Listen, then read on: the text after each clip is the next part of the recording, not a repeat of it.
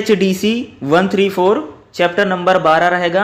Unit number यह क्या है आपका भाई 12 है क्या, ठीक है। चैप्टर नंबर 12 में क्या है, लोभ और प्रीति, ठीक है, एक निबंध है, ठीक है। लोभ और प्रीति क्या है, एक निबंध है। तो लोभ और प्रीति का जो आपका निबंध, इसमें हमें क्या देखना है, प्रतिपाद यानी 12.2, ठीक है, देख लेना, खोल लेना, उसमें क्या है 12.2 होगा आपका क्या है भाई प्रतिपाद। प्रतिपाद में क्या विचार पक्ष और भाव पक्ष इसका लिखना है, ठीक है।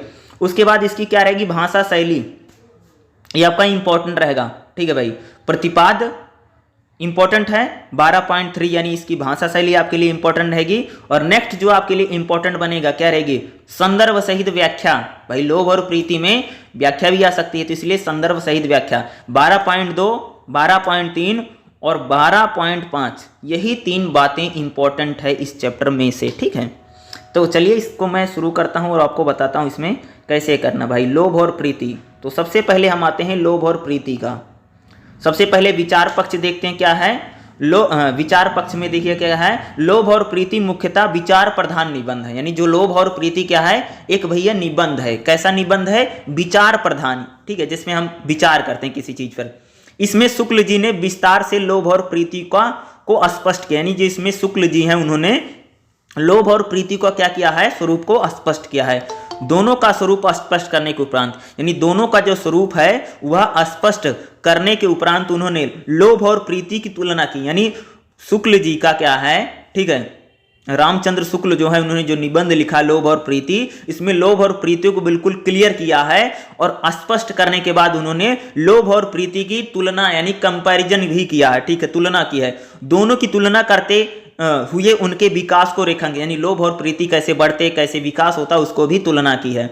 इसके साथ ही लोभ और प्रीति के विविध सापेन को स्पष्ट किया, यानी उनको स्पष्ट भी किया है। अतः इस निबंध का पाठ्य विश्लेषण करते हुए हम निबंध के अभिव्यक्त विचारों का अर्थ का अध्ययन करेंगे। यह अर्थ विश्लेषण निबंध का विचार पक्ष हो गए। हम इसके विचार पक्ष को देखेंगे जो इसका प्रमुख हिस्सा है। इसके बाद हम निबंध के भाव पक्ष को भी देखेंगे। तो सबसे लोभ और प्रीति का सबसे पहले हमें क्या देखना भैया, अर्थ क्या होता है। आचार्य रामचंद्र शुक्ल ने संस्कृत काव्य शास्त्री द्वारा निर्धारित अस्थाई भावों को विवेचन नहीं किया। यानी जो आचार्य रामचंद्र शुक्ल हैं, उन्होंने जो संस्कृत वाले जो काव्य शास्त्री हैं, जो लोग संस्कृत में भैया कविता लिखते हैं, उनके भावों का विवेचन नहीं किया, उनको नहीं बताया है, वरना अस्थाई भावों से व्यापक रूप से विवेचन विश्लेषण किया है। उदाहरण के लिए श्रृंगार रस का अस्थाई भाव रीति है। शुक्ल जी ने रीति भाव पर निबंध नहीं लिखा है, वरना लोभ और प्रीति पर लिखा है। रीति भाव इन्हीं मनोभाव के अंतर्गत व्याख्यातित हो सकता है। बहुत दिनों तक दोनों समानार्थक, परंतु लोभ और प्रीति रीति के व्यापक सामाजिक भाव नहीं करेंगे। जो लोभ और प्रीति है बहुत समय तक समानार्थी, यानी एक दूसरे की जगह पर इन शब्दों का क्या किया जाता था, यूज किया जाता था। सामान्य व्यवहार में हम लोभ और प्रीति को परस्पर विपरीती भाव में देखते हैं। यानी सामान्यतः अगर हम बात करें, लोभ और प्रीति को क्या देखते हैं, एक दूसरे के अपोजिट देखते हैं, उल्टा देखते हैं भाई, ठीक है। लेकिन शुक्ल जी ने इन दोनों की एकता से अपने निबंध की आरंभ की। यानी शुक्ल जी जो है, जो निबंध लिखते हैं, वह लोभ और प्रीति की एकता से निबंध की शुरुआत करते हैं, फिर इसके परस्पर विरोध की ओर संकेत भी करते हैं। यानी इसमें किस प्रकार का विरोध है उसको भी बताते हैं। शुक्ल जी के अनुसार लोभ प्रीति की परिणति हो सकता है। यानी लोभ जो है वह प्रीति का परिणाम हो सकता है भाई, ठीक है। लोभ के राह में रह भी सकता है। यानी लोभ के राह में, जिसको लोभ है लालच में भैया रहता है कई बार, या बदलता भी। आदमी का जो लालच है, तो लालच कई बार बदलता भी रहता है, ठीक है। दोनों की सामान्य विशेषता यह है कि दोनों मनोविकार हैं। क्या है, दोनों मन में आने वाले विचार हैं, विकार हैं भैया। किसी के मन में लालच है, किसी के मन में प्रेम है, किसी के मन में घृणा है, ठीक है। ये क्या है, मनोविकार हैं। सुख या आनंद वाली वस्तु की प्रीति होती है। यानी हम किसी चीज से अगर सुख लेना चाहते हैं, आनंद लेना चाहते हैं, उसके प्रति होते हैं।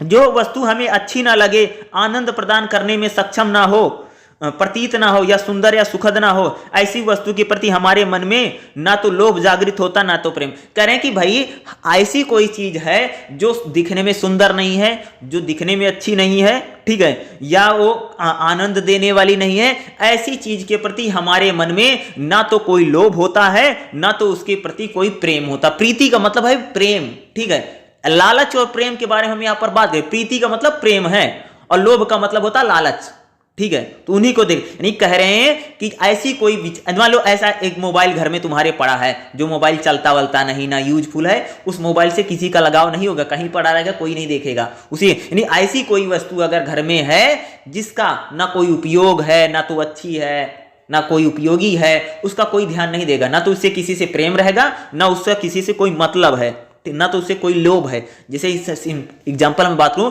अगर घर में भी ऐसा कोई व्यक्ति है जिसका कोई यूज नहीं है, लोग भी उससे प्रेम नहीं करेंगे, और ना उसका ना कोई प्रेम होगा, ना उसका कोई लोभ होगा किसी के प्रति, क्योंकि वही करें कि भाई ऐसी कोई वस्तु है जो निरर्थक है, उसका कोई अर्थ ही नहीं है, जिसका कोई महत्व नहीं, जो ना आनंद दे सकती, ना दिखने में सुंदर है, ना तो उसका कोई लाभ है, उसके प्रति ना तो कोई प्रेम करेगा, ना तो उसके प्रति ना किसी के मन में कोई लालच रहेगा।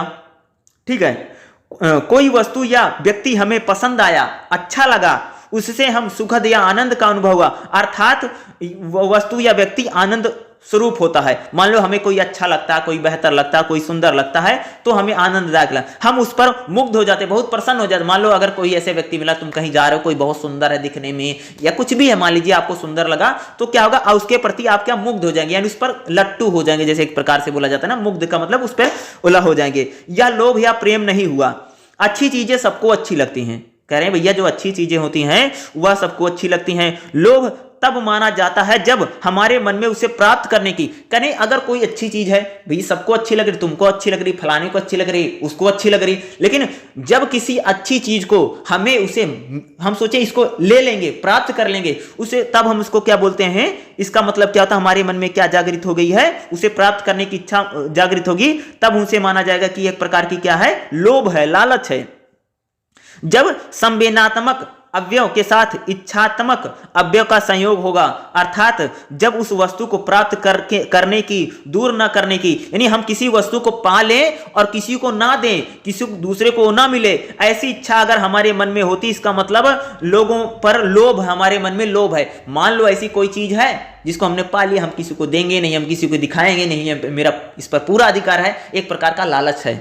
ठीक है, लोभ का मतलब है हम जब किसी चीज को पाने की इच्छा रखते हैं, ठीक है, या किसी ऐसी चीज को हमने पा लिया है जो इसको हम ना तो अपने से दूर करेंगे, नष्ट ना होने देंगे, और इच्छा प्रकट रहेगी, तभी हमारा लोभ लोगों पर खुलेगा।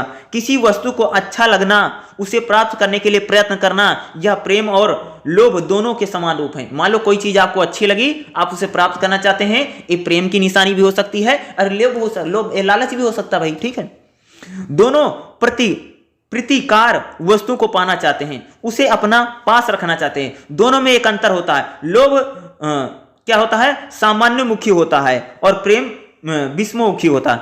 कोई भी चीज दिखे, यदि कोई दौड़ पड़े तो लोभ हुआ, यानी कि अगर कोई व्यक्ति किसी चीज को देखता है, लालच पड़ जाए, अरे हमको दे दो, ठीक है, या दौड़ पड़े भैया बहुत अच्छी हमको दे दीजिए, ये लोभ है। कोई किसी को कोई खास वस्तु या व्यक्ति को दिखे, उसे प्राप्त करने का प्रयास करे, बाद में भी कोई अच्छी वस्तु दिखे, व्यक्ति दिखे, तो उसको भी उसके प्रति आकृष्ट नहीं होता, तो वह प्रेमी होगा। मान लो कि एक व्यक्ति तुमको मिला जो बहुत सुंदर था, सुशील था, तुमको पसंद आया, ठीक है, वो हो गया, चलो बात है, ठीक है, आपको पसंद है। मान लो उससे भी अच्छा अगर आपको कोई व्यक्ति मिल रहा है, लेकिन आपको वह पसंद नहीं आया, इसका मतलब आपको जो पहला व्यक्ति मिला था उस व्यक्ति से आपको क्या है, प्रेम है, इसी को बोलते प्रेम। जब मान लो कि अगर कोई मुझे चीज मिली है, ठीक है, वो मुझे अच्छी लगती है, ठीक है, और कोई उससे भी बेहतर चीज मिल रही है, उससे भी अच्छी चीज है, लेकिन फिर भी जो मुझे पहली मिली थी वही मुझे अच्छी लगती है, तो इसका मतलब क्या है, उससे मुझे प्रेम है या प्रेमी हुआ। यही प्रेम का लक्षण है। इसके लिए शुक्ल जी ने वशिष्ठ मुनि की गाय का उदाहरण दिया है। विश्वामित्र को वशिष्ठ की गाय पसंद आई, वह उसे लेना चाहते हैं, लेकिन वशिष्ठ उसे देना नहीं चाहते हैं। इस गाय के बदले विश्वामित्र अनेक गाय देना चाहते हैं, यानी देना चाहते हैं। वशिष्ठ ने उनका कोई प्रस्ताव स्वीकार नहीं किया। इस क्रम में ना तो वशिष्ठ लोभी प्रमाणित हुए, ना तो विश्वामित्र, क्योंकि दोनों को उसी गाय से प्यार था। नहीं कह सकते हैं कि भाई यहाँ पर दो ऋषियों का एग्जाम्पल दिया गया है। वशिष्ठ ऋषि के पास एक गाय थी, जो विश्वामित्र जी को अच्छी लगती, तो बोले भैया गाय दे दो। बोले हम गाय को नहीं दे सकते हैं। उन्होंने बोला हम बहुत सारी गाय दे देंगे तुमको, उसके बदले हम लाखों गाय दे देंगे। बोले लाखों नहीं चाहिए, गाय तो वही चाहिए। बोले नहीं तो उसको तो हम नहीं दे सकते। कह रहे हैं इसका मतलब क्या है, उस गाय से दोनों को क्या था, प्रेम था। इसको बोलते हैं लोभ के विविध रूप हैं, यानी जो लोभ है उसके कई रूप होते हैं। देखो शुक्ल जी ने लोभ की दो बातें बताई हैं, प्राप्ति या सानिध्य की इच्छा, या जब हम किसी चीज को पाने की इच्छा रखते हैं, भैया क्या है, लोभ है।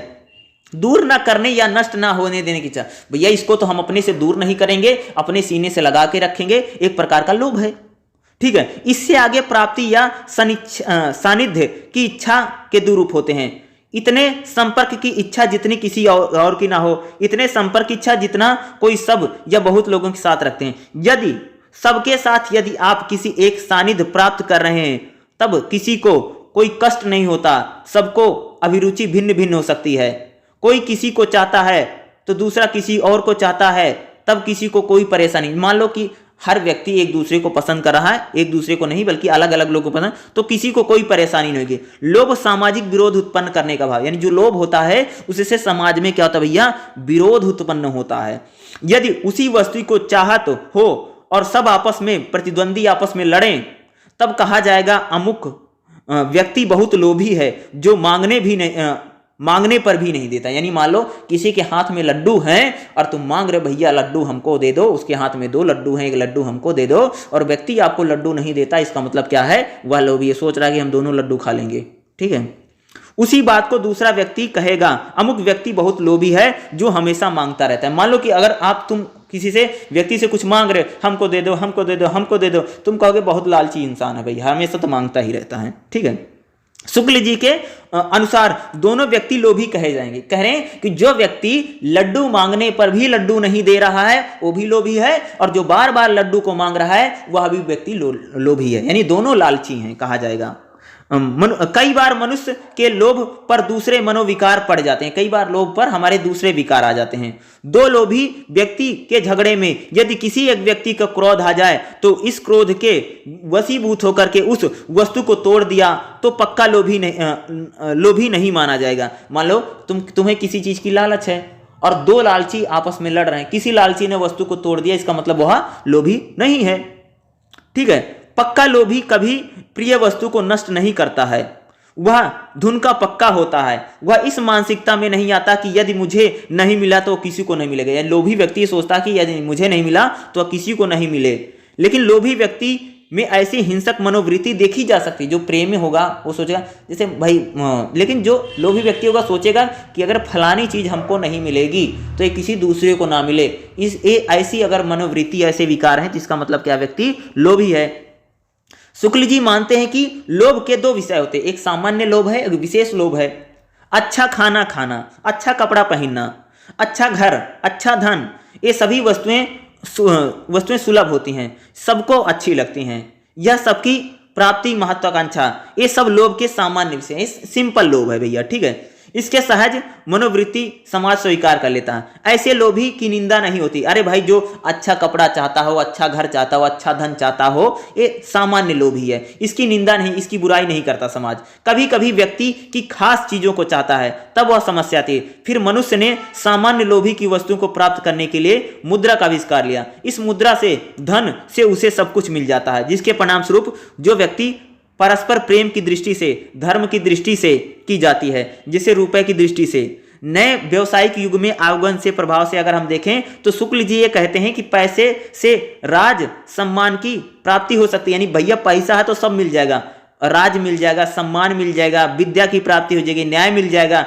इसके जिनके पास कुछ रुपया है, बड़े बड़े विद्यालयों में अपने लड़कों को भेज सकते हैं, न्यायालय में फीस दे करके अपने मुकदमे दाखिल करवा सकते हैं, और महंगे महंगे वकील और बैरिस्टर भी वकील होते हैं। ठीक है, बैरिस्टर वकील करके बढ़िया बढ़िया निर्णय करा सकते हैं। अत्यंत भीरू और कायर होकर बहादुर कहलाएंगे, यानी कायर हो गया फिर भी बहादुर कहलाएगा। धर्मराज, आचार्य, धर्म, वीर धर्म, ये सब होने पर भी पानी फिर गया, सबका टका धर्म हो गया। लोभ के इन सामाजिक उदाहरण से वह मनोविकार की ख्याति को रेखांकित करना। हाँ, यहाँ तक कि पैसे का प्राप्त अंतरराष्ट्रीय स्तर भी देखा जा सकता है। इसी कारण लोभ का साम्राज्यवाद का विस्तार हुआ है, और विश्व युद्ध ने रूप में समाज को देखा। इसी लोभ का विरोध करने के लिए देश प्रेम की भावना जागृत हुई। इसका विवेचन हम देश प्रेम के प्रकरण में भी करेंगे। शुक्ल जी इस निष्कर्ष पर पहुंचते हैं कि लोभ शब्द कहने में आजकल प्राय धन की भावना होती है। यानी जब हम लोभ कहते हैं इसका मतलब ये लगता है जैसे कोई धन का लालची, भाई पैसे का लालच बहुत है उसमें, ठीक है। इसका कारण यह है कि धन के अनेक सांसारिक कष्ट हैं, यानी धन से बहुत कष्ट होता है इंसान को, और सांसारिक दुख भी साधन में उपलब्ध हो सकते हैं। यहां तक कि धन के बिना संसार में रहना संभव नहीं। यानी कह रहे हैं कि भैया अगर पैसा नहीं है तो दुनिया में कोई रह नहीं सकता, मुश्किल है। संसार में लोग धन संग्रह क्यों करते हैं, इसका श्रेणी यानी लोग आज हमारे समाज में जो धन पैसा इकट्ठा करें क्यों करें, उसका कई कारण है। पहला कारण क्या है, लोग घोर कष्ट के निवारण के लिए, भाई अगर कोई दिक्कत होगी तो यूज कर लेंगे, इसलिए कभी कष्ट आएगा तो पैसा का यूज होगा, इसलिए धन इकट्ठा करें। दूसरा, कुछ और भी अधिक सुख प्राप्त करने, अरे आज पैसे इकट्ठा कर लेंगे और भी मजा करेंगे और कुछ मिल सकता है बेहतर। कुछ लोग बिना किसी उद्देश्य भावना से धन संग्रह करते हैं, यानी कई लोग तो बिना कोई उद्देश्य टारगेट ही नहीं फिर भी पैसा इकट्ठा कर रहे हैं। इसमें प्रथम श्रेणी के लोग धन के लोभी नहीं कहलाए जाएंगे, यानी जो कष्ट के लिए लग रहा है, क्योंकि वे अपने कष्ट को दूर करने के लिए धन की कामना करते हैं। दूसरे श्रेणी के लोग लोभ का आरोप लग सकता है। यह आरोप हर श्रेणी के लोगों पर बढ़ता चला जाएगा। प्रारंभिक 3 तरह के लोग भी इच्छा में हैं, कष्ट का निवारण की इच्छा, दुख, समाज की कल्पना में फिर भी इच्छा में है। अब अगला प्रश्न यह है कि धन कितना होने पर आपका वर्तमान और भविष्य कष्ट निवारण हो सकता है। इसका निर्णय करना अभी सरल नहीं है, यह समय परिस्थितियों और समाज का निर्णय करेगा, तब भी कोई समाज की आवश्यकता हो सकती है। शुक्ल जी ने अपने निबंध में इसका तथ्यात्मक प्राचुर्य तो नहीं दिया है, हाँ इतना अवश्य कहा है कि किसी मनोविकार की उचित सीमा का अतिक्रमण प्राय वह समझा जाता है कि जहां मनोवृत्ति दब जाती है या उसके बहुत कम स्थान रह जाता है। शुक्ल जी मानते हैं, अपने विवेचन में कहते हैं कि मनुष्य को अपने जीवन में सभी मनोविकारों का उचित सामंजस्य रखना चाहिए। भाई हमारे मन में जो विकार हैं, विकार आते हैं, उनका सामंजस्य होना चाहिए, एक बैठक होनी चाहिए, नहीं तो सही नहीं रहेगा, ठीक है। अन्य विकारों की तुलना में लोभी व्यक्ति अस्थायी रहता है, यानी अन्य विकार की तुलना में जो लोभ है वह अस्थायी है, वह अन्य विकारों को दबाने में अधिक से, यानी लोभ किया गया हर विकार दब जाता है, ठीक है।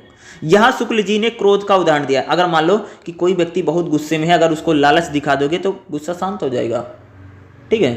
तथा क्रोध से लोभ की तुलना की जाती है। उदाहरण के लिए क्रोधी स्वभाव व्यक्ति ऐसी बातें से चिढ़ जाता है जिसे सामान्य लोग नहीं चिढ़ते हैं। जब ऐसी बातें उसके सामने आती हैं तो उसे क्रोध आता है। यदि ऐसी बातें सामने न आए तो वह ऐसी बातों को खोजता नहीं परंतु शांत रहता है। इसी तरह क्रोध से आग बबूला व्यक्ति करुणा से विगलित हो जाता है और ऐसा एहसास होता है कि उसने गलत क्रोध किया तो उसे लज्जा आने लगती है। क्रोध के कारण अन्य मनोवृत्तियां भी बाधित होती हैं और वह प्रायः क्षणिक होती हैं, कुछ समय के लिए होती हैं, ज़्यादा समय के लिए भैया नहीं होती हैं। क्रोध के वेग के चरम क्षरण के बाद वह शांत हो जाता है, लेकिन लोभ का प्रथम आवागमन सुख की आकांक्षा है। जैसे उन्होंने बोला है कि शुक्ल जी ने अत्यधिक लोभ के 2 कारण। हमें अत्यधिक लोभ क्यों है भैया, हर इंसान को जो बहुत ज़्यादा लोभ होता है उसका क्या है, उसके 2 कारण हैं, 2 रीजन बताए। ये पहला असंतोष की भावना, हमारे मन में बहुत ज़्यादा असंतोष की भावना रहती है, इसलिए हम क्या करते हैं, ज़्यादा लोभ करते हैं। दूसरा अन्य वृत्तियों का दमन करना है, हम अपने मन में जो अन्य वृत्तियां, अन्य जो विकार हैं उनका भी हम क्या कर लेते हैं, दमन कर लेते हैं, इसलिए हमें ये चीज़ें होती हैं। शुक्ल जी का कहना है कि अधिक लोभी व्यक्ति कभी संतुष्ट नहीं हो पाता है। शुक्ल जी क्या कहते हैं कि अधिक लोभी जो व्यक्ति है वह कभी संतुष्ट नहीं होता है। धन मिल गया तो कोई संतोष नहीं होता, उसे और भी धन चाहिए। इस लालसा के कारण उसे कभी कह सकते उसी सुख की जो सहानुभूति है वह कभी प्राप्त नहीं होती है। जिस सुख के लिए उसने धन का संचय किया है वह करता ही जा रहा है, उस धन के अभाव में असंतोष है उसके लिए हृदय में रहता है। यह असंतोष अभाव कल्पना से उत्पन्न दुख है जो इस दुख का कोई उपचार नहीं करता। इसके लिए अभाव ही सत्य है जो है, इसके लिए धन का कोई मूल्य नहीं है। अरे भाई कह रहे हैं सिंपल सी बात है, जो व्यक्ति धन इकट्ठा करता है कितना भी पैसा इकट्ठा कर ले उसका मन ही नहीं भरता, उसको लगता भैया जितना हमने इकट्ठा कर लिया एक कम है। इस तरह कोई इस चीज़ों को यहाँ पर बताया गया, यहाँ कह सकते हो कि व्याख्यात किया गया है, ठीक है। अगला हम देखेंगे प्रीति के विविध रूप क्या हैं। भाई जो प्रीति है, अब हम प्रेम के विविध रूप हैं, ठीक है। प्रीति यानी प्रेम, देखिएगा हालांकि लोभ और प्रीति में कोई बातें समान होती हैं फिर भी वस्तु का लोभ ही होता है। यानी करें कि लोभ और प्रीति में कई बातें समान होती हैं लेकिन वस्तु का जो लोभ है लोभ ही, लालच ही होता है। व्यक्ति के लिए लोभ प्रीति में बदल सकता है, यानी व्यक्ति के लिए जो लोभ है वो प्रीति प्रेम में बदल सकता है लोभ। इसका कारण यह है कि जिस तरह प्रेम करने वाला व्यक्ति में चेतना होती है उसी तरह प्रिय पात्र में भी चेतना होती है, जिसे शुक्ल जी मन तव कहते हैं। बेजान वस्तुओं में चेतना नहीं होती। किसी व्यक्ति को चाहने वाला उसके बाह्य कारणों से संतुष्ट नहीं होता है, उसकी अंतर्दृष्टि को प्रभावित करता है, उसके मन में अपने लिए जगह भी बनाना चाहता है। प्रभाव डालने की यह वासना प्रेम उत्पन्न के साथ उगती है और बढ़ती चली जाती है। इसलिए शुक्ल जी कहते हैं मानवीय संबंध बहुत, यानी शुक्ल जी क्या कहते हैं, जो मानवीय संबंध है, जो प्रेम के संबंध है वो बहुत जटिल हैं। लोभ में आलंबन अप्रभावित रहता, प्रेम में आलंबन और आश्रय न केवल चेतना संपन्न होते हैं वरना एक दूसरे के रूप में बदल भी जाते हैं।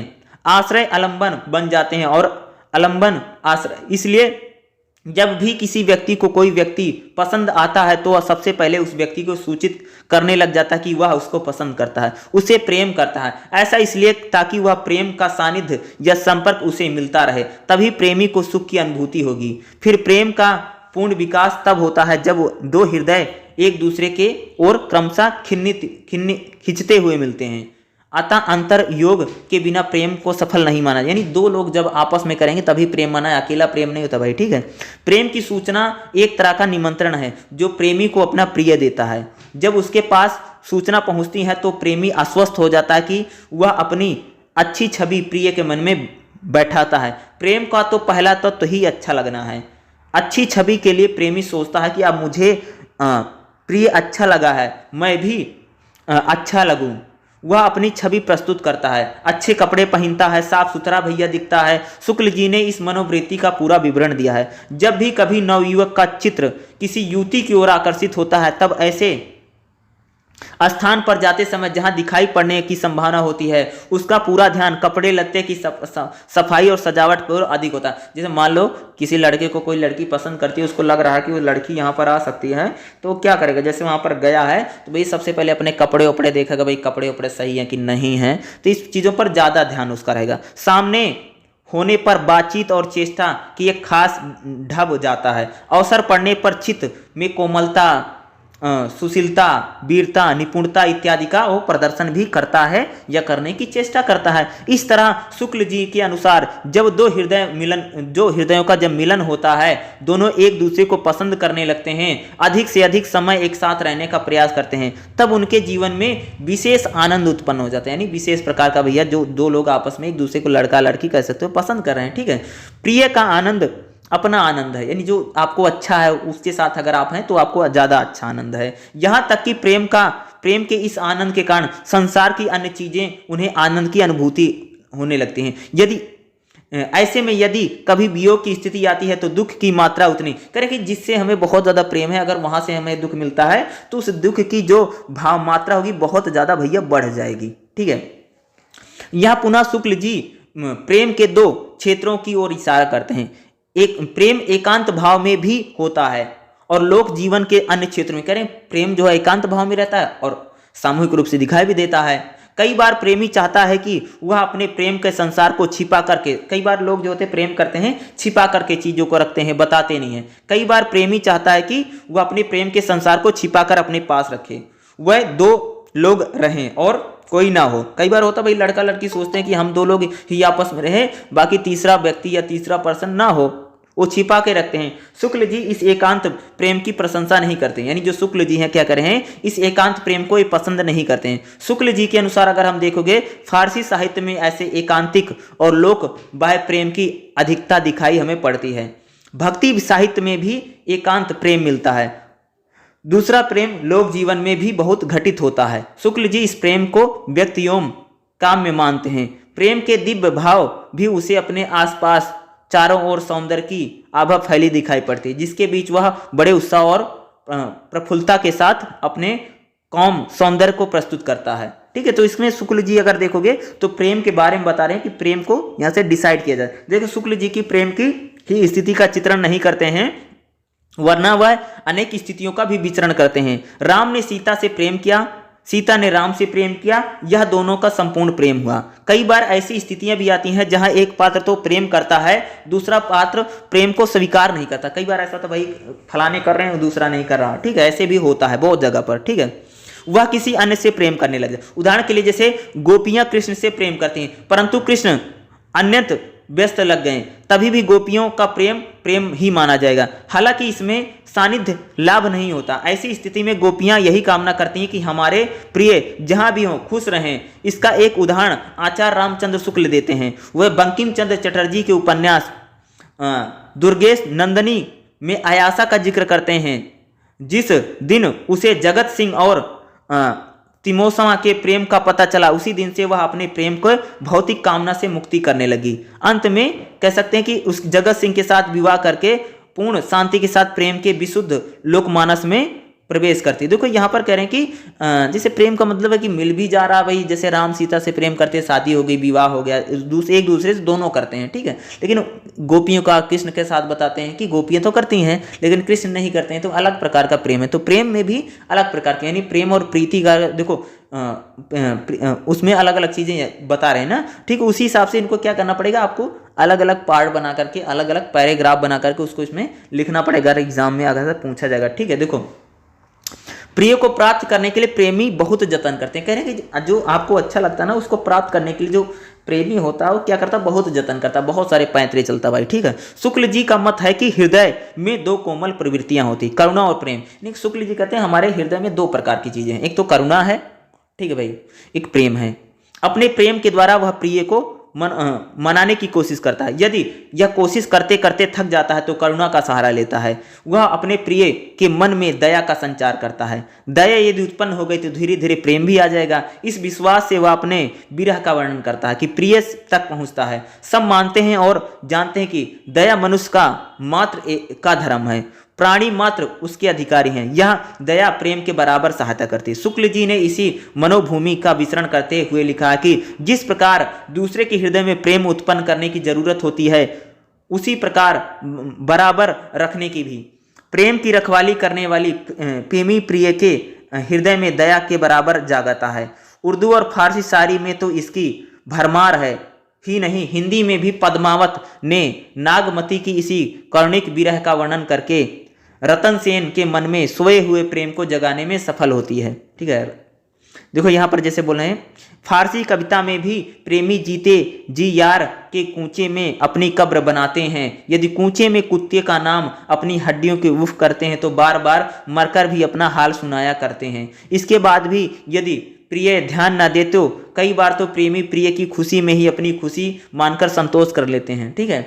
यदि इस भूमि में प्रेमी नहीं पहुंच पाता तो उसके मानसिक कष्टों को झेलना पड़ता है। वह बदला लेने पर उतारू हो सकता है। इससे ईर्ष्या, क्रोध और अन्य बुरे भाव का भी संचार होने की बात बढ़ जाती है। तो ये बताया देश में प्रेम का स्वरूप, यानी देश में प्रेम का स्वरूप क्या है। शुक्ल जी जिस समय साहित्य सर्जना कर रहे थे उस समय कह सकते हो कि राष्ट्रीय स्वाधीनता जो भारत का आंदोलन चला, वो भी चीजें चल रही थी भाई, ठीक है। उस दौर में देश प्रेम की कामना थी। हिंदी के लगभग सभी जो बड़े रचनाकार हैं, जो बड़े बड़े लोग थे, रचनाकार थे, जो कहानियां कविताएं लिख रहे थे, इस काल में शुक्ल जी ने प्रेम की परिभाषा करते हुए उसमें देश प्रेम को भी स्थान दिया है। उन्होंने धनी राष्ट्रों के देश प्रेम को साम्राज्यवादी लिपासा से जोड़ा है और भारत के देश के प्रेम को प्रतिष्ठा से जोड़ा है। लोभ और प्रेम के अंतर को रेखांकित करते हुए उन्होंने कहा, आज के युग में सब रुपए पैसे की दृष्टि से होने लगी है। पहले जो बातें परस्पर प्रेम की दृष्टि से की जाती थी, धर्म की दृष्टि से की जाती थी, अब उस दृष्टि से नहीं, बल्कि अब सबकी दृष्टि टकटकाती टके पर है लग गई हैं, जो राष्ट्रों की राजनीतिक दृष्टि में भी परिवर्तित होता है। अब व्यापार नीति राजनीतिक में अंग प्रधान हो गई, यानी अब सब व्यापार को ही देखते हैं राजनीति में, ठीक है।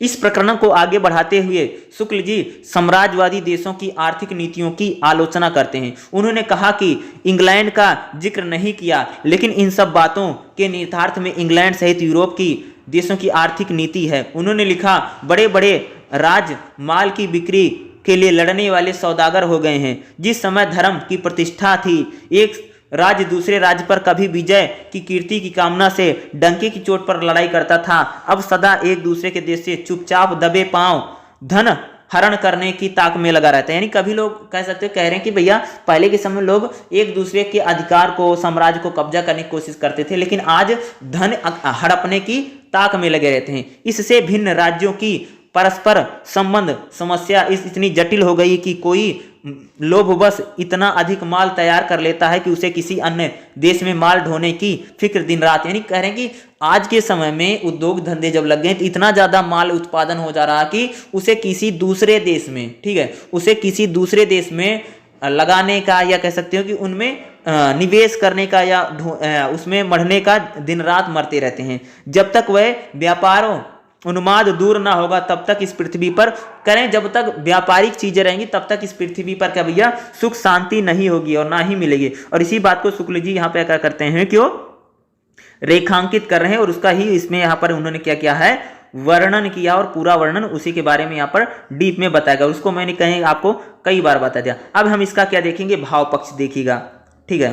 तो यहाँ पर आएगा क्या है, भाव पक्ष देखिएगा, ठीक है। नेक्स्ट है भाव पक्ष। देखिए, विचार पक्ष का विस्तृत अध्ययन करने से उपरांत हम इस निबंध का भाव पक्ष विवेचना करेंगे, सॉरी, ठीक है। शुक्ल जी अपनी भावनाओं और मंतव्यों को अभिव्यक्त करते हैं, ठीक है। आचार्य शुक्ल के निबंध भाव प्रधान नहीं है, वह सिर्फ अपनी भावना को व्यक्त करने के लिए निबंध नहीं लिखते हैं, वह विषय को स्पष्ट करने के लिए भी क्या है, निबंध को लिखते हैं भैया, ठीक है। हालांकि विषय का बौद्धिक विवेचना करते समय वे कई बार भाव विहीन भी हो जाते हैं, अपनी भावनाओं को तो अभिव्यक्त करने लग जाते हैं। इस क्रम में वह प्रेम है, सहानुभूति है, सात्विक घृणा, क्रोध है, घृणा है आदि भावों को भी अभिव्यक्त तो करते हैं। हालांकि उनके निबंधों में ऐसे बहुत कम अवसर आते हैं, ऐसे बहुत कम समय आते हैं, जब भी अवसर आते हैं तो शुक्ल जी खुलकर अपने भावों को लिखते हैं। यह अवश्य है कि वह अपने अभिव्यक्त के तुरंत बाद वे अपने मूल विषय पर आ जाते हैं। यानी किसी प्रकार के अगर उनमें भाव उठते हैं या उनके मन में किसी प्रकार के भाव जागृत होते हैं तो उस प्रकार के भाव को लिखते हैं, लेकिन पूरा जो इस विषय पर लिख रहे हैं उस विषय पर फिर लौट आते हैं, मूल विषय का विचरण विवेचना करने में रम जाते हैं। लोभ और प्रीति निबंध को इस दृष्टि से भी हम क्या कर सकते हैं, पढ़ सकते हैं। जब तक शुक्ल जी अपने विषय को स्पष्ट करते हैं तब तक कोई भी भावनात्मक प्रतिक्रिया नहीं देती। यानी जब तक शुक्ल जी निबंध लिख रहे हैं, अपने विषय को स्पष्ट करते हैं, क्लियर करते हैं, तब तक कोई भावनात्मक प्रतिक्रिया नहीं देते, भावनात्मक चीजें नहीं बोलते हैं। ऐसे में उनका भावनात्मक आवेग उदाहरण में सबके प्रकट होता है। लोभ और प्रीति में शुक्ल लोभी व्यक्ति को पता नहीं, लोभ और प्रीति में शुक्ल जी क्या है, जो लोभी व्यक्ति है उसको क्या भैया, वो बिल्कुल भी पसंद नहीं करते हैं, ठीक है। लोभी व्यक्ति को पता नहीं, इसलिए मिठाई के लोभी व्यक्ति पर टिप्पणी करते हुए लिखते हैं कि चौबे जी पेट भर भोजन के ऊपर भी पेड़े पर हाथ फेरते हैं, अत्यधिक क्रोध की स्थिति में व्यंग करते हैं, लक्ष्मी की मूर्ति धातुमय हो गई है, उपासक सब पत्थर हो गए हैं। हल्का सा क्रोध व्यक्त करते हुए कहते हैं, मोटे आदमियों तुम जरा सा दुबले हो जाते अपने संदेश में ही सही तो ना जाने कितनी ठठेरियों की मांस चढ़ जाता। शुक्ल जी अपने देश प्रेम के समर्थक हैं। प्रेम को तो देश के प्रेम तक ही विकसित करते हुए शुक्ल जी भावुक हो गए हैं। अपनी भावनाओं को उन्होंने इन शब्दों में लिखा, बाहर निकलो, आंखें खोलकर देखो तो खेत कैसे लहलहा रहे हैं, नाले झाड़ियों के बीच से कैसे बह रहे हैं, टेसू के फूल से वनस्थली कैसे लाल हो गई है, चौपायों के झुंड चरते हैं, चरवाहे तान लड़ रहे हैं, अमराइयों के बीच गांव झांक रहे हैं, उनमें घुसो देखो क्या हो रहा। प्रेम के इस भाव के साथ शुक्ल जी के निबंध में लोभियों के अनेक उदाहरण दिए गए हैं। इन उदाहरणों में उनका भाव हम कह सकते हैं भाई स्वतः प्रकट हो जाता है।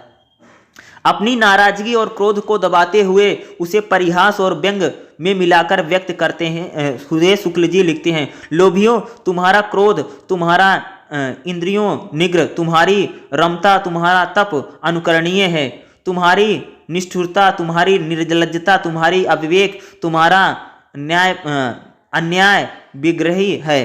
तुम धन्य हो, तुम्हें धिक्कार हो, या धन्य भी धिक्कार देने का अर्थ है। यह सब भावनात्मक प्रतिक्रिया है। दरअसल शुक्ल जी की भावुकता भी उनके विवेक के अधीन है। उनका भाव पक्ष विचार पक्ष द्वारा नियंत्रित और संचालित है, इसलिए यहाँ भी वह प्रवाह से नहीं बचते हैं। चोट करके, विचार करके, नाराजगी प्रकट करके वह पुनः विचार करने लग जाते हैं। इसलिए इस तरह हम कह सकते हैं कि आचार्य शुक्ल विचार करते करते कभी कभी भावुक भी हो जाते हैं, और भावुक होते भी विचार करने की जो उनकी चेतना जागृत रहती है और अपने वह मूल विचार पर आ जाते हैं। अब हम इसकी क्या करेंगे, भाषा शैली, यानी जो लोभ और प्रीति आपका जो निबंध है इसकी भाषा शैली को देखेंगे, क्योंकि ये पॉइंट भी इसमें क्या इंपॉर्टेंट है। ठीक है, देखोगा आचार्य रामचंद्र शुक्ल की भाषा शैली लक्ष्मण सिंह की भाषा शैली में आती है। लक्ष्मण सिंह जो लेखक हैं उनकी जैसी इनकी भाषा शैली है भाई। ठीक है, उन्होंने राजा शिव प्रसाद सितारे हिंद भाषा का अनुसरण नहीं किया। उनकी भाषा, यानी अगर हम बात करें रामचंद्र शुक्ल की जो भाषा है संस्कृत है, तत्सम तद्भव है, और तभी भी भाषा दुराही नहीं है। अर्थ की गंभीरता के साथ, सहजता के साथ उनकी भाषा में दिखाई देती है। चूंकि उन्होंने गंभीर सैद्धांतिक विषयों को विवेचना के लिए उसमें यह गंभीरता खटकती नहीं है। हालांकि वह कई बार तद्भव शब्दों का प्रयोग करते हैं। भाई तद्भव शब्दों का प्रयोग बहुत ज़्यादा किया गया है। वह सहज परिहास के साथ, यानी हास्य परिहास के शब्दों को भी बीच बीच में लिखते हैं। यह भटकान उनकी शैली में है। सबकी टकटकी टेके पर लगी है। इस तरह के सूचात्मक वाक्यों में उनकी भाषा थोड़ी सहज है। भाव अभिव्यक्ति के करते समय शुक्ल जी की भाषा भी काव्यात्मक हो जाती है। हालांकि ऐसे बहुत कम अवसर आते हैं। इस निबंध में तो देश प्रेम का विवेचन करते हुए उन्होंने गद्यात्मक यानी काव्यात्मक भी चीजें लिखी हैं। काव्यात्मक में भी आते हैं। वह कई बार सूत्र लिखते हैं और फिर उसे सूत्रों की हमें व्याख्या भी करते हुए नजर आते हैं। कई बार विश्लेषण के पश्चात वह सूत्र वाक्यों द्वारा अपने मत में स्थिर होते हैं। भाषा में जिस तरह से वे अपने निबंध को प्रारंभ करते हैं अंत तक उसे, यानी कहते हैं जिस प्रकार से भाषा में वो शुरुआत करते हैं उसी प्रकार की भाषा उनके निबंध में लगातार बनी रहती है। भाषा रहती है उसी प्रकार की भाषा को बनाए रहते हैं। भाषा के जिस स्तर में अपने निबंध को आरंभ करते हैं लास्ट तक वैसी भाषा। शायद ऐसा ही हो कि निबंध का एक हिस्सा अधिक प्रायवान और गरिष्ठ हो और दूसरा हिस्सा सरल हो। उनके लेखन का मानसिक सतह बराबर समान रहता है, यानी जिस प्रकार से वो लिखते हैं लगभग समानता बनी रहती। क्या कर रहे हैं भाई, जो वो लिख रहे हैं चीज़ें वो समान है, सिमिलर है, बनी रहती हैं। ठीक है, जो भी लिखते हैं।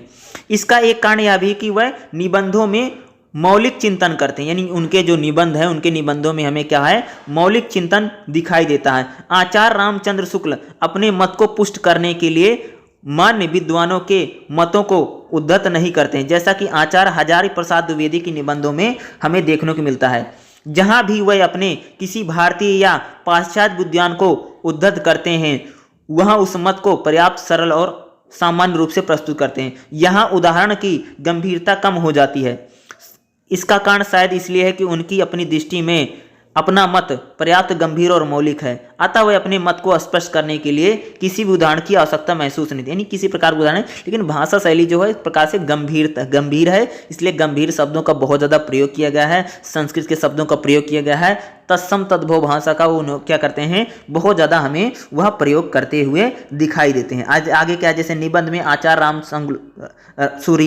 क्या है, निबंध में आचार्य शुक्ल का व्यक्तित्व, यानी व्यक्तित्व पर अगर आप देखोगे व्यक्तित्व हमें पूरा दिखाई देता है। गंभीर आलोचक हैं या गंभीर शिक्षक रहे हैं, ठीक है, या मनोविकारों संबंधी उन्होंने अपनी जटिल से जटिल विषयों को भी कह सकते पाठक को समझाने का प्रयास करते हैं, और जटिल से जटिल चीज़ों को भी उन्होंने यहाँ पर समझाने का प्रयास किया या उसको बताने के भी करते हैं। नेक्स्ट इसमें जो इंपॉर्टेंट सेक्शन रहने वाला है संदर्भ सहित व्याख्या।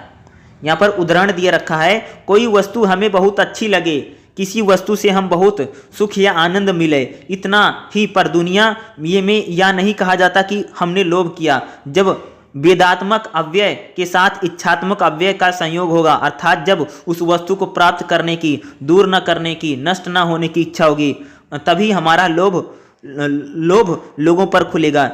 इच्छा, लोभ या प्रीति का ऐसा आवश्यक योग है। यदि किसी को कोई बहुत अच्छा लगता है, प्रिय लगता है, तो लोग कहते हैं वह उसे चाहता है। यानी इतना जो मैंने बोला है ना, उदाहरण जो देखा है ये एग्जाम में इतना लिख करके भैया आता है। उसके बाद आपको क्या करना, इसका संदर्भ लिखना पड़ेगा। ठीक है, देखो यहाँ पर संदर्भ लिखा है, देखो क्या लिखा है, यह गद्यांश आचार्य रामचंद्र शुक्ल के निबंध लोभ और प्रीति से लिया गया। यानी जो गद्यांश है आचार्य रामचंद्र शुक्ल जो उनके निबंध लोभ और प्रीति से लिया गया है। इस निबंध में शुक्ल जी ने लोभ और प्रीति के मनोभावों का बारीकियों से उन्होंने विश्लेषण किया है। किसी वस्तु के प्रति लगाव कब लोभ और में बदल जाता है, उसकी व्याख्या यहाँ पर की गई है। और फिर लास्ट में देखोगे यहाँ पर डीपली से इन्होंने क्या किया है, व्याख्या भी कर रखा। शुक्ल जी कहते हैं कि किसी वस्तु को हमें बहुत अच्छा लगना या उसे हमें सुख या प्रसन्नता प्राप्त होना उसके प्रति हमारे मन में लोभ को प्रमाणित नहीं करता है। केवल किसी वस्तु को पाना और उससे आनंद मिलना हमारी उसके प्रति लोभ की अभिव्यक्ति नहीं है। लोभ तब होता है जब हमारे हृदय में उस वस्तु के प्रति गहरी आसक्ति हो, लगाव हो, हमारे हृदय में यह इच्छा उत्पन्न हो गई कि हम उस वस्तु को पाना चाहते हैं, हमारे पास ही रहे, हम कभी भी उसे दूर ना करें, वह कभी भी नष्ट ना हो। इसका मतलब वो हमारे मन में क्या, लोभ है। किसी को पाने की, अपनाने की इच्छा, लोभ और प्रीति दोनों आवश्यक अंग हैं। शुक्ल जी आगे कहते हैं, इस बिंदु को व्याख्यात करते हुए कहते हैं कि यदि किसी को कोई बहुत अच्छा लगेगा, उसे आता है कि प्रिय लगता है, तो कहा जाएगा कि उसे चाहता है। इसका अर्थ है कि पहला यह है कि उसे प्रेम करता है, दूसरा है कि वह उसे चाहने की कामना रखता है। लेखक के अनुसार यही चाहना, लोभ और प्रीति, यानी जब हम किसी को चाहते हैं, लेखक के अनुसार क्या है, यही लोभ है और यही क्या भैया, प्रीति है। यह एक सूत्र वाक्य की व्याख्या की गई है, वेदात्मक अव्यय के साथ इच्छात्मक अव्यय की संयोग है को साधारण शब्दों में व्याख्यात किया गया। इसका क्या लिखा गया, विशेष लिखा गया। ठीक है, ये विशेष करके यहाँ पर विशेष करके लिखा जाता है। ठीक है, किसी भी संदर्भ सहित व्याख्या में और विशेष के साथ। इस प्रकार से इसमें संदर्भ सहित व्याख्या भी आ सकती है। तो अगर मैं चैप्टर की बात करूँ, इस चैप्टर में जितना दिया, अगर देखोगे आप 12.6 आ गया है और इसी के साथ क्या है, ये चैप्टर जो है समाप्त हो गया। ठीक है, तो ये चैप्टर जो आपका लगभग पूरा समाप्त हो गया। इसमें जितना इंपॉर्टेंट था उतना तो मैंने आपको पूरा बता ही दिया है, इसमें कुछ बचा नहीं। चैप्टर नंबर 12 आपका खत्म हो गया है। लोभ और प्रीति जो है, इसमें जितना था मैंने आपको सारा बता दिया है। अब इसमें से कुछ बचा होगा तो मुझे ज़रूर बताइएगा। मेरी तरफ से तो ये पूरा चैप्टर है, इसको मैंने एंड कर दिया, समाप्त हो गया। ठीक है।